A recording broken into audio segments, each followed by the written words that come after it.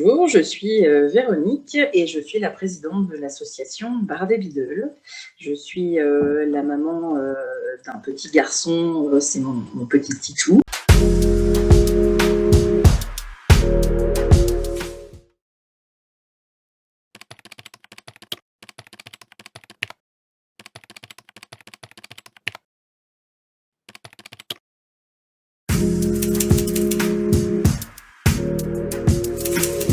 Pour cette maladie, il n'y a pas de traitement qui existe, c'est un suivi personnalisé.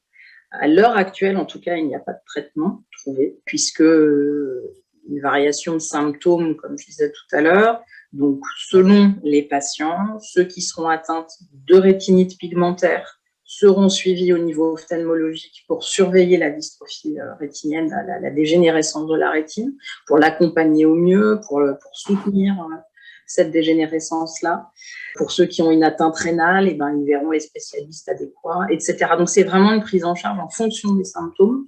À ce jour, par rapport à l'obésité, il y a beaucoup de recherches qui ont été menées sur l'obésité, et notamment l'obésité du Bardet-Biedl, qui présenterait, et surtout son hyperphagie aussi, parce que c'est des individus qui peuvent, alors pas tous, mais qui peuvent ressentir une faim intense. C'est vraiment ce besoin de manger perpétuel avec un métabolisme qui est relativement lent et qui crée cette obésité vraiment très forte et qui commence très jeune.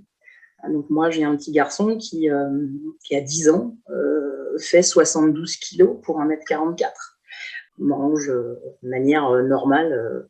Donc il profite de tout ce qu'il mange, quoi. C'est vraiment compliqué.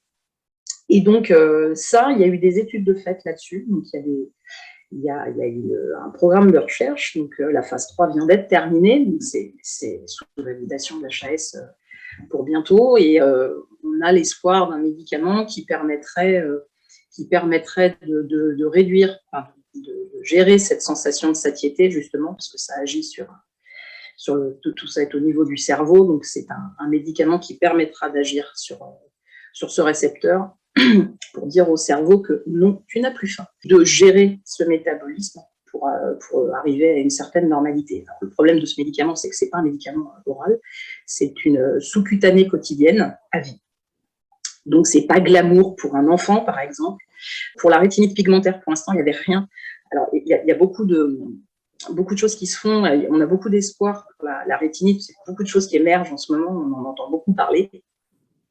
Nous, pour les Bardet-Biedl, étant donné qu'il y a beaucoup de gènes impliqués, beaucoup de mutations, c'est très compliqué de trouver une thérapie génique, par exemple, qui soit vraiment ciblée vers quelque chose. Donc, c'est vraiment du cas par cas, et ça serait on va dire de la haute couture, quoi.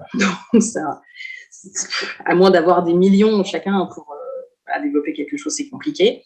On a, nous, au niveau de l'association, contacté notre centre de recherche, et on les a liés avec l'Institut de la Vision à Paris pour pouvoir mettre en place un programme de recherche spécifique, novateur, et qu'on est en train de soutenir et qui vient de démarrer là, il y a très peu de temps.